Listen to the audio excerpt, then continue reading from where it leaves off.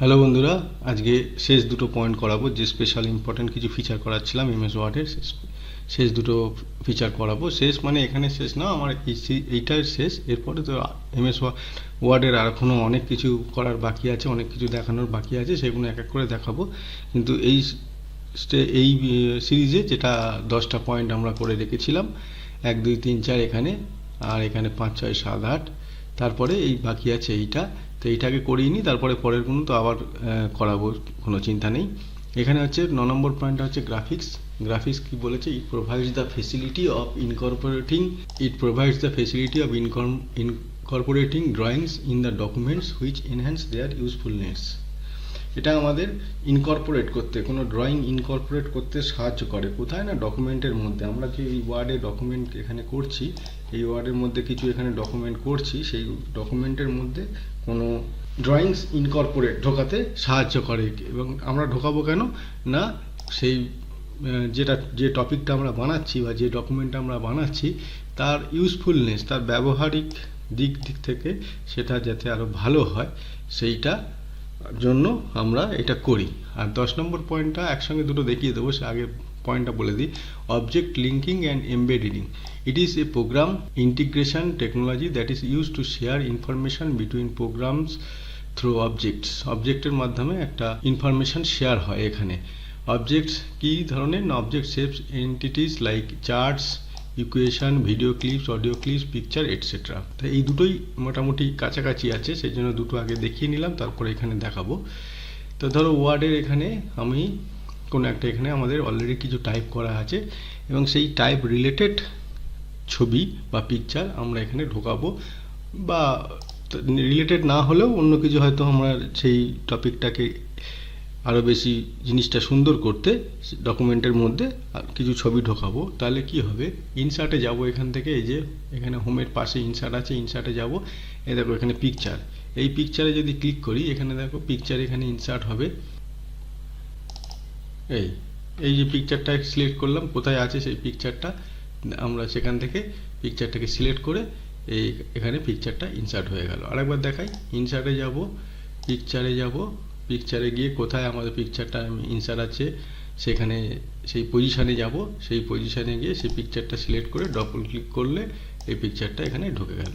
এবার এই পিকচারটা দেখো, এই পিকচারটা যখন ঢুকলো, এই পিকচারের ওপরে কিন্তু আমরা এখানে অনেক কিছু করতে পারি। এই দেখো পিকচারের স্টাইলটা এখান থেকে চেঞ্জ করতে পারি। ফরম্যাট অপশানে অটোমেটিক্যালি চলে গেছে। এখানে ফরম্যাট থেকে পিকচারের স্টাইলটা কীরকমভাবে আমরা ছবির মধ্যে এই পিকচারটাকে রাখবো, দেখো এটা হচ্ছে সেই যেরকম আমরা দেয়ালে ছবি টাঙানো থাকে অনেকটা সেই স্টাইলে চলে আসলো। মেটাল ফ্রেম, এই যে এটার নাম হচ্ছে মেটাল ফ্রেম। এটা একটা 3D টাইপ পিকচার। এই একটা, এখানে কোনো বর্ডার থাকবে না। এগুলো দেখো প্রত্যেকটাদের সঙ্গে বর্ডার আছে একটা ছবির চারপাশে, কিন্তু এটা হচ্ছে এই বর্ডার থাকবে না। এটাও তাই। এরকম আরও এখানে অপশান আছে। এই একটা এখানে স্টাইল এখানে চেঞ্জ করতে পারি। এখান থেকে আরও অপশান আছে, এই গোলের মধ্যে রাখতে পারি, এরকমভাবে রাখতে পারি এগুলো। সুতরাং আমাদের বুঝতেই পারছো, এটা দেখে স্টাইলগুলো চেঞ্জ যেরকম হচ্ছে। ডকুমেন্টেশনের মধ্যে আমাদের বিভিন্ন সময় বিভিন্ন পিকচার লাগে, সেই পিকচারগুলো আমরা কত সুন্দরভাবে সেই ডকুমেন্টে প্রেজেন্ট করতে পারি, যাতে ডকুমেন্টটা ওভারঅল টোটাল ডকুমেন্টটা সুন্দর হয়, তার জন্য এইটা। এবার পিকচার এখান থেকে বর্ডার দিয়ে, এই যে এই কালারগুলো এখান থেকে পিকচার বর্ডার্স এখান থেকে যে কোনো কালার সিলেক্ট করলে সেই অনুযায়ী বর্ডার চেঞ্জ হচ্ছে। দেখো অটোমেটিক্যালি এই যে যেরকমভাবে আমি মাউসের কার্সারটা যে কালারের উপর নিয়ে যাচ্ছি, সেই কালারের অনুযায়ী বর্ডারটা চেঞ্জ হচ্ছে। তারপরে মনে করো পিকচার এফেক্টস, এটা এক্ষুনি করালাম। পিকচার এফেক্টস, এটা এখানে এইগুলো পিকচার এফেক্টস আছে। এগুলো করতে করতে আরও বেশি দেখো, এখানে এই স্টাইলটাই করলে এখানে পিকচার, তার নিচে কিছু টেক্সটও লিখতে পারবো। এরকমভাবে বিভিন্ন স্টাইল দেখো, কত রকমের কত সুন্দর সুন্দর স্টাইল আমরা একটা এগুলো এরকমভাবে করলে ছবির মধ্যে ডকুমেন্টে যেটা আমরা টপিকটা রেডি করছি, সেটা কত সুন্দর জিনিসটাকে দাঁড়ায়। বুঝতেই পারছো। আমি এখানে পিকচারের সঙ্গে কিছু ওখানে লিখে দিতে যাব যে এটা কী জিনিস, তাহলে আমি এই স্টাইলটাকে, এইসব স্টাইলগুলো আমরা চুজ করতে পারি। এবার হচ্ছে এটার পজিশানটা কোথায় থাকবে? পিকচারের মাঝখানে থাকবে। যদি এখানে মাঝখানে ক্লিক করি, দেখো পিকচারে মানে টোটাল পেজের মাঝখানে চলে এলো। এই দেখো, আবার যদি আমি কোণার দিকে নিয়ে যাই, এই কোণা এটা একদম ডান দিকের কোণায় আছে, এই কোণায় যদি ক্লিক করি দেখো পিকচারটা এখানে উঠে গেছে। এইবার দেখো পিকচার পজিশন, যদি এটা এই কোণায় নিয়ে আসি নিচের দিকে নেমে এলো। এরমভাবে এটা পিকচারের পজিশনের এখানে চেঞ্জ করা যায়। এখানে আর কি, এখানে ক্রপ করা যায় পিকচারটাকে। মনে করো পিকচারটাকে আমি আর একটু ছোটো করবো, মানে টোটাল যে বাউন্ডারিটা আছে সেটা ছোট করব। এখান থেকে ক্রপটা আছে, এই ক্রপে সিলেক্ট করলে এখানে একটা এরকম হাইলাইটেড বাউন্ডারিতে ফুটে উঠবে। এবার সেই কালো বারগুলো ধরে মাউস দিয়ে ড্র্যাগ করে আমাকে এটাগুলো পিকচারটাকে ছোট করে নিতে হবে। অনেক সময় কি হয়, নেট থেকে আমরা পিকচার ডাউনলোড করি এবং সেই পিকচারের সঙ্গে অন্যান্য লেখাপেখা থাকে, সেই লেখাগুলো আমাদের এখানে লাগবে না, দরকার নেই। সেই লেখাগুলো ক্রপ করে আমরা মেইন পিকচারটাকে এরমভাবে রেখে দিতে পারি। ঠিক আছে, এবার দেখো কত রকমের এখানে কালার চেঞ্জ করা যায় পিকচারের সঙ্গে। এই দেখো এটাকে কালার, এরকমভাবে বিভিন্ন কালার এখানে চেঞ্জ করা যায়। কারেকশন করা যায়, এই কারেকশন, ছবিটার কত শার্পনেস হচ্ছে বা ডিপ হচ্ছে বিভিন্ন পজিশনে। এখানে আমি ধরছি ছবিটার শার্পনেস ব্ল্যাক থেকে হালকা এরকমভাবে চেঞ্জ হয়ে যাচ্ছে। আর্টিস্টিক এফেক্ট, এই যে এরকম করা, এটা কিছুই বোঝা যাচ্ছে না, এগুলো এই ছবিটায় হয়তো এটা ফিট করছে না, অন্য ছবিতে এগুলো আবার ফিট করবে। ঠিক আছে,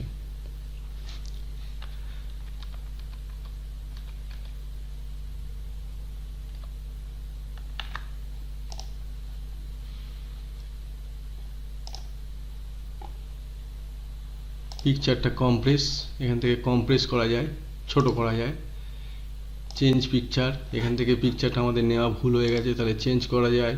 এখানে রিসেট পিকচার, পিকচারটাকে রিসেট মানে আগের অবস্থায় এটা ফিরে যাবে। রিসেট পিকচার্স অ্যান্ড সাইজ, এই যে মানে প্রথম যে অবস্থায় আমরা পিকচারটাকে ইনসার্ট করেছিলাম সেই অবস্থায় ফিরে হলো। এখানে ব্যাকগ্রাউন্ড রিমুভ যদি করি, এই কিপ চেঞ্জেস করি, ব্যাকগ্রাউন্ডটা রিমুভ হয়ে যাবে। এখান থেকে রিমুভ ব্যাকগ্রাউন্ড, এই যে রিমুভ ব্যাকগ্রাউন্ড অপশানটা আছে যেটা, ওইটুকুনি শুধু ধরে বাকি যেটুকুনি ক্রপ করেছিলাম সেটা চলে যাবে। তো এই হচ্ছে পিকচারের এখানে হাইট উইথ চেঞ্জ করা যায়, পিকচার কতখানি বড় হবে কতখানি ছোট হবে। এখানে যদি মনে করো ছোট করি, এ দেখো ছোট হচ্ছে, হাইটটাকে ছোট হচ্ছে। এবার যদি উইথটাকে ছোট করি, এ দেখো উইথটাকে ছোট হচ্ছে। ঠিক আছে, আমাদের যে লোকেশানে আমরা পিকচারটাকে রাখবো সেটা অনেক সময় এরকমভাবে মাউস দিয়েও এটাকে ছোট করে নেওয়া যায়। মাউস দিয়েও এরকমভাবে চেপে, যে কোনো একটা সাইড চেপে এরকম ছোট করে নেওয়া যায়, কিন্তু সেটা মানে মাপ অনুযায়ী হয় না। এখানে মাপ অনুযায়ী করতে গেলে এই অনুযায়ী করতে হবে। এখানে মাপ দেওয়া আছে, আমি কত বাই কত লাগবে, হয়তো কোনো জায়গায় একদম পারফেক্ট ওই সাইজটা দেওয়া আছে, সেই সাইজের সঙ্গে মিশিয়ে এটা এখানে মিলিয়ে, সেই সাইজের সঙ্গে মিলিয়ে এটা এখানে করা যায়। আচ্ছা, এরপরে আছে এখানে এর মধ্যেই ওই যে দুটো পয়েন্ট এখানে পড়লাম, সেই দুটো পয়েন্টের মধ্যে এখানে আছে স্ক্রিনশট। স্ক্রিনশটটা কি জিনিস, আমি এখানে যে স্ক্রিনটা আছে সেইটা মনে করো স্ক্রিনশট নিতে হবে, নিয়ে আমাকে কোথাও সেভ করতে হবে। তাহলে কিভাবে হবে, এই স্ক্রিনশটে ক্লিক করলাম, এখানে স্ক্রিনশট ক্লিপিংয়ে ক্লিক করব, স্ক্রিনশটে যাব, স্ক্রিনশটে ক্লিপিংয়ে যাব, লেখে মনে করো এই লেখাটা আমি কপি করে ওয়ার্ডে নিয়ে যাব। তাহলে এই হচ্ছে, এটাকে আমি এরমভাবে সিলেক্ট করলাম। ঠিক আছে, দিয়ে দেখো ওয়ার্ডে পেস্ট হয়ে গেল, সেম টু সেম লেখা, সেম সাইজ, সেম সব কিছু, একদম ছবি যেরকম কপি পেস্ট করলে যেরকম হয় সেরকম স্ক্রিনশট হয়ে গেল। এবং এটা দেখো এর মধ্যে চলে আসবে, স্ক্রিনশটের লিস্টের মধ্যে দেখো চলে আসবে, এই যে, তার মানে এটা এখানে সেভ হয়ে রইল টেম্পোরারি। ওকে, তো এটা একটা স্ক্রিন খুব ইউজফুল এই জিনিসগুলো। কোনো হয়তো কিছু করছি যেটা আমাদের হয় টাইপ করতে হবে বা কিছু করে লিখতে হবে, সেগুলো সম্ভব অনেক সময় হয় না। পুরো জিনিসটা আমরা এরকমভাবে স্ক্রিনশট টাইপের করে নিয়ে মেন আমরা ডকুমেন্ট এখানে নিয়ে এসে তারপরে আবার নিচ থেকে এখানে যেটা টাইপ করব, নিচে হোক বা উপরে হোক যেখানে টাইপ করব সেইটা টাইপ করতে শুরু করে দিলাম। এটা হচ্ছে স্ক্রিনশট, এটা চার্ট।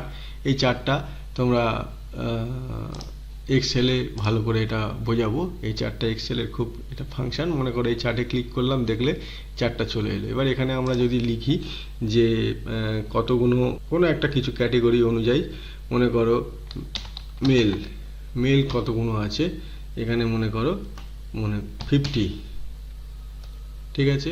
ফিমেল, ফিমেল আছে 40, ঠিক আছে। আচ্ছা, বয়েস, বয়েস আছে 30, আর গার্লস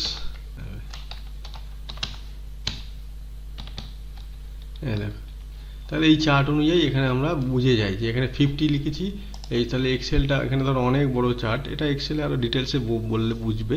যাই হোক, এখানে বলে রাখি কিছুটা, ওয়ার্ডেও এরকম চার্টে করা যায়। টোটাল একটা কোনো কোয়ান্টিটি আমাদের কাউন্ট করতে হচ্ছে, যেটা এক্সেল এখানে টাইপ করে নিলাম, নিয়ে এখান থেকে চার্টে সেটাকে কনভার্ট করলাম, যাতে এক নজরে আমরা বুঝতে পারি যে চার্ট দিয়ে টোটাল প্রেজেন্টেশনটা। তাহলে এখানে মেল দেখো 50, এখানে 50 ঘরে এখানে পর্যন্ত এসে পৌঁছে আছে। ফিমেল 40, এই ফিমেল 40 এখানে এসে পৌঁছে আছে। তারপরে আছে বয়েজ, এগুলো ডিলিট করতে হবে। বয়েজ 60, এই দেখো বয়েজ 60, গার্লস 35, গার্লস 35, এগুলো সব চার্টে কনভার্ট হয়ে গেল। তাহলে এখান থেকে বিভিন্ন জিনিসের চার্ট, এখান থেকে রেডিমেড এগুলো অলরেডি আছে, সেখানে আমরা ডাটা পুট করে এরকম চার্টটা বানিয়ে নিতে পারি। আর কি পড়ে রইল, শেপস। বিভিন্ন শেপসগুলো আমাদের বিভিন্ন সময় দরকার হয়। যেমন আমরা একটা কোনো কিছু লিখলাম, ধরো দিসের পর একটা অ্যারো দেবো, এই অ্যারো দেবো, দিয়ে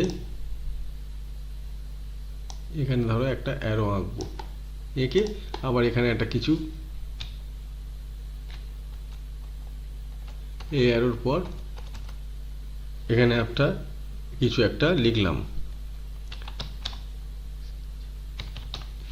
তার মানে এই অ্যারোটা কিছু একটা ইন্ডিকেট করতে আমরা বোঝালাম, অ্যারোটা কিছু ইন্ডিকেট করতে বোঝালাম। তো এটা সিম্বল থেকে আমরা এইগুলো বিভিন্ন সিম্বল এখান থেকে ইউজ করতে পারি।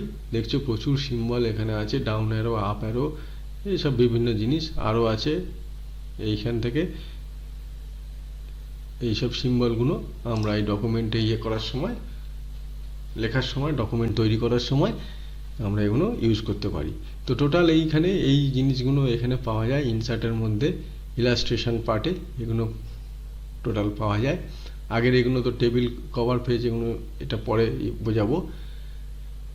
তো এই পার্টটা, এই যে পার্টটা এখানে দেখালাম 9 আর 10, এখান থেকে টোটাল এটা পেয়ে যাবে। এই হচ্ছে 9 আর 10-এর পয়েন্ট। তো আশা করি এখান থেকে some important features of MS Word যেটা আমরা করাচ্ছিলাম, টোটাল 10টা পয়েন্ট, এগুলো যেগুলো ইম্পর্টেন্ট রেগুলার কাজে লাগে। এর নয় যে আরও এখানে দেখো প্রচুর আরও ফাংশন আছে, যেগুলো অবশ্যই তোমাদের আমরা দেখাবো। প্রত্যেকটার মধ্যে প্রচুর আরও ফাংশন আছে, কিন্তু যে 10টা করালাম মোটামুটি সেইগুলো রেগুলার কাজে আমাদের লাগে। এইগুলো ছাড়াও রেগুলার কাজে লাগে। সেই জন্য প্রথম 10টা আগে ওই পয়েন্ট ওরকমভাবে করিয়ে দিলাম। প্রথম দিন 4টে করেছিলাম, পরের দিন 4টে, আজকে 2টো। তো এরপরে আরও ডিটেলসে আরও ঢুকছি, আস্তে আস্তে ঢুকবো, সেগুলো তোমরা দেখতেই পাবে পরপর ভিডিওতে। তো আপাতত এই 10টা যারা জানো না, যারা নতুন এখানে শিখছো, তাদের জন্য করিয়ে দিলাম। এগুলো প্র্যাকটিস করতে থাকো। এগুলো নিজে নিজে যেরকম আমরা এখানে দেখালাম, কোনো একটা প্যারাগ্রাফ নিয়ে, সেন্টেন্স নিয়ে, তার উপর বিভিন্ন রকম পয়েন্টগুলো কোনটা কি এফেক্ট হয়, কোনটা কি চেঞ্জ করলে কি হয়, সেরকমভাবে করতে থাকো। আমরা ধীরে ধীরে পুরো ওয়ার্ডের ডিটেলসটা তোমাদের সামনে নিয়ে আসব একটার পর একটা এপিসোডে। তো আজকে থিওরি পার্টটা এইটুকুনি করালাম, এরপরে কোশ্চেন অ্যান্সার করাবো। কোশ্চেন অ্যান্সারগুলো অনেক জমে আছে, এমএস অফিস রিলেটেডই কোশ্চেন অ্যান্সার। সুতরাং থিওরি করার পর তোমরা অবশ্যই কোশ্চেন অ্যান্সারগুলো ভালো করে বুঝে নেবে, রাইট অ্যান্সারগুলো ভালো করে বুঝে নেবে, যাতে তোমাদের থিওরি পার্টটা আরও বেশি ক্লিয়ার হয়ে যায়। চলো শুরু করি আমাদের কোশ্চেন অ্যান্সার পার্ট। 773-তে শেষ করেছিলাম আমরা, শুরু করব 774, answer D. 775, answer E. 776 answer B, 777 answer D, 778 answer B, 779 answer D, 780 answer C, 781 answer C, 782 answer A, 783 answer B, 784 answer A, 785 answer D, 786 answer D, 787 answer B,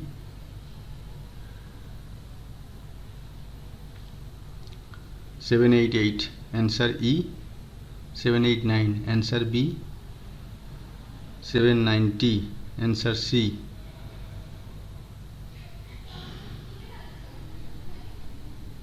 791 answer D, 792 answer C, 793 answer A, 794 answer D,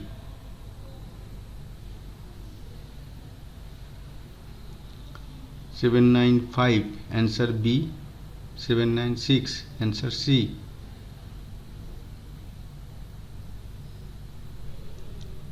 797 answer D, 798 answer B, 799 answer D, 800 answer C,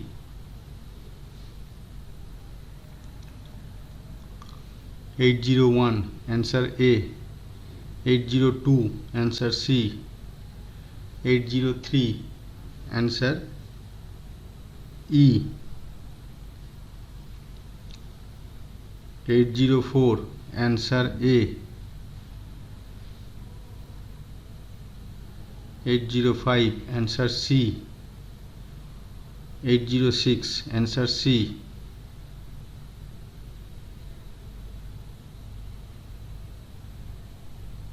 807 answer E, 808 answer A, 809 answer E, 8010 answer A, 811 answer C,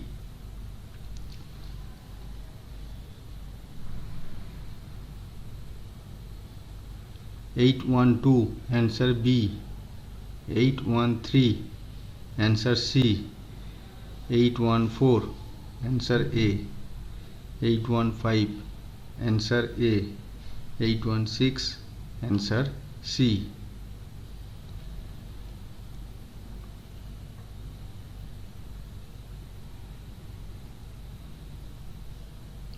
817 answer C, 818 answer A, 819 answer D, 820 answer D, 821 answer D,